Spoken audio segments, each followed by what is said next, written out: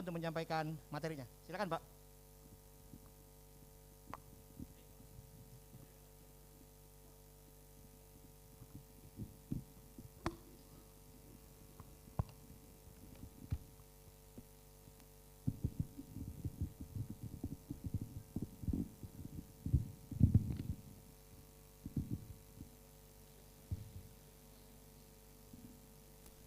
Bismillahirrahmanirrahim.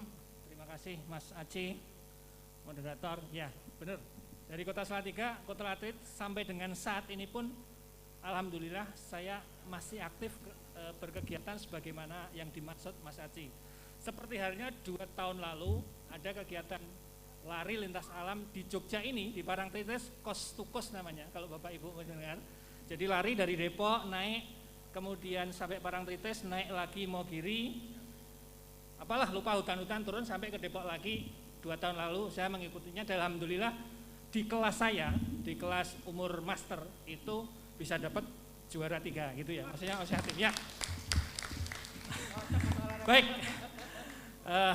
bahagia sekali saya rasanya di sini bertemu Bapak Ibu dari Dewan Pakar, Dewan Pembina Larsi, kemudian juga para pengurus rumah sakit, khususnya di lingkup di Arsamu ya.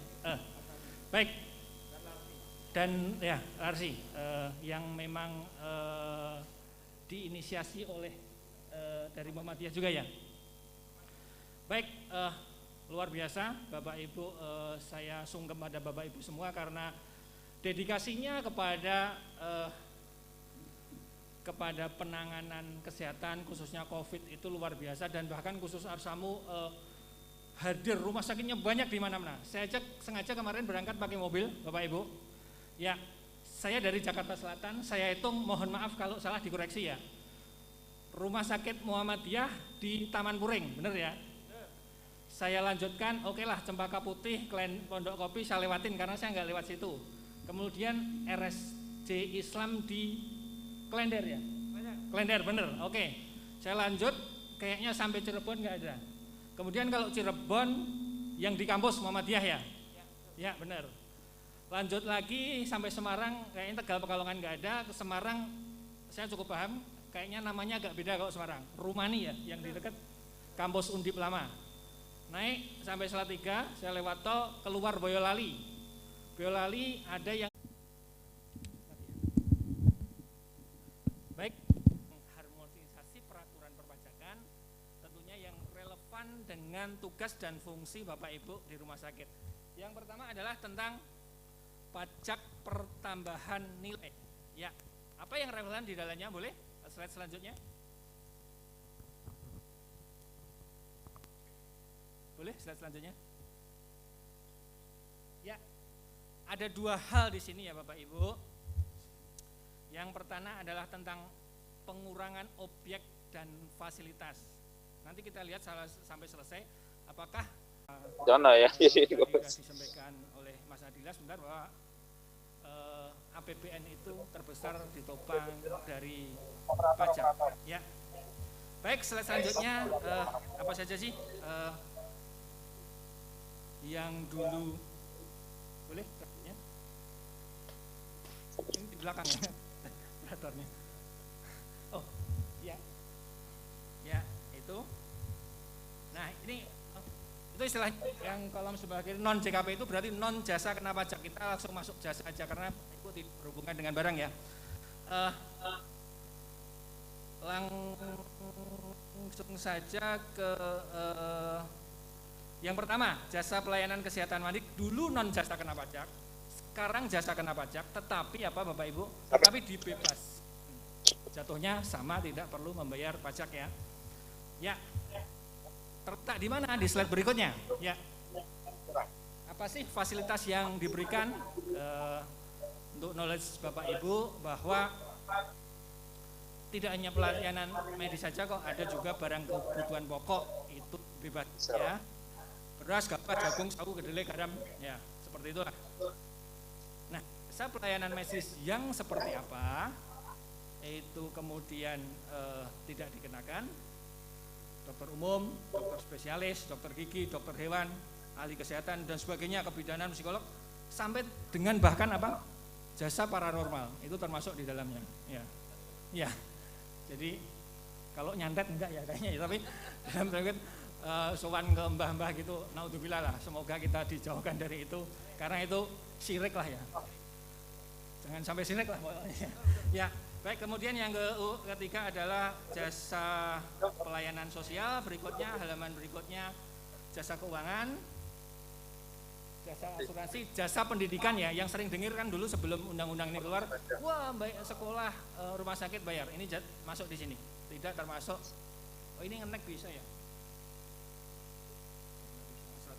Ya, jasa angkutan umum dan juga jasa tenaga kerja. Ya, itu ya Bapak Ibu, tentang jasa yang terkaitan rumah sakit bahwa prinsipnya konsumen tetap tidak membayar PPN. Kemudian yang kedua kita akan tentang kenaikan tarif PPN. Ya, kalau tidak dikenakan PPN maka sebenarnya PPN-nya ini tidak terlalu berhubungan dengan Bapak Ibu. Tapi sebenarnya sedikit berhubungan tapi bukan pelayanannya. Ingat Bapak Ibu kalau obat ya, obat kepada rawat inap itu kan dibebaskan PPN. Tapi kalau posisinya meskipun instalasi farmasi, tapi penyerahan obat kepada bukan rawat inap, rawat jalan atau beli langsung ya, maka itu kedudukannya instalasi farmasi adalah seperti apotek. Karena pada saat beli pun dari Tempo Scan Pacific, dari apa ya, misalnya ya dari buyer, dari apa, dari pedagang besar farmasi itu juga ada pajak masukannya ya. Begitu. Tarifnya berapa? Bertahap. April nanti naik 11% dan nanti 2025 naik 12%. Lanjut. Itu secara prinsip. Baik, PPh itu ya hanya tentang tarif dan tentang yang prinsipnya tidak dikenakan tadi ya, dua yang menyangkut tentang pajak. Sekarang kita melihat pajak penghasilan. Ya, yang pertama, boleh selanjutnya. Objek pajak penghasilan pasal 4 diatur ini ya, Bapak Ibu. Kalau yang kita ketahui bahwa yang kena final itu kan gaji, upah, tunjangan, honor. Nah, sekarang ada satu lagi termasuk natu biayakan ya. Imbang ya. Ya, berikutnya tentang penghasilan tidak kena pajak. Ini hanya melegalisasi saja yang dulu peraturan pemerintah, tentunya Bapak Ibu udah lazim bahwa batasnya 54 juta, 4 juta 500 dan seterusnya ya, kalau setiap tambahan anak atau istrinya ya. Kayaknya tertarik tentang istri gitu tadi. Ya, baik, berikutnya ada satu lagi fasilitas yang sebutan tadi. Jadi yang memiliki, ini tapi khusus orang pribadi ya, peredaran bruto tertentu ya, Bapak Ibu barangkali punya usaha, ya udah masuk. Dikenakan final kan sampai 4,8. Tapi kalau peredarannya itu sampai 500 juta nggak kena duluan. Ilustrasinya di halaman berikut. Ya. Boleh slide. Nah ini nggak terlalu kelihatan tapi sama Dokter Aci tadi udah dibagikan ya, Dok ya, izin. Nah ini jadi selama belum 500 di tahun itu maka tidak perlu bayar pajak ya Bapak Ibu ya. Ya berikutnya ini juga relate tentang penyusutan ya. Kalau dulu penyusutan itu adalah maksimal di kelompok 4, nah sekarang di 20 tahun. Nah sekarang kalau ada bangunan permanen, nah ini rumah sakit sering bisa jadi akan dimasuk kategori ini, punya manfaat lebih dari 20 tahun, maka penyusutannya boleh pakai itu ya, boleh. Kalau dulu hanya maksimal 20 tahun, sekarang pakai lebih dari itu boleh. Ya, termasuk juga amortisasi halaman selanjutnya, ya, termasuk juga penyusutan atas harta tidak berwujud. Mungkin ya. Bisa jadi nggak ada ya kalau di ini di rumah sakit. Tarif ya ini Bapak Ibu sudah berlaku Januari ya. Jadi kalau dalam hal memotong memungut pasal 21 di Januari selanjutnya masih amortisasi 2 halaman berikutnya. Lanjut. Ya, tentang tarif ini ya, Bapak Ibu, justru turun ya, Bapak Ibu ya, justru lebih kecil yang dibayar.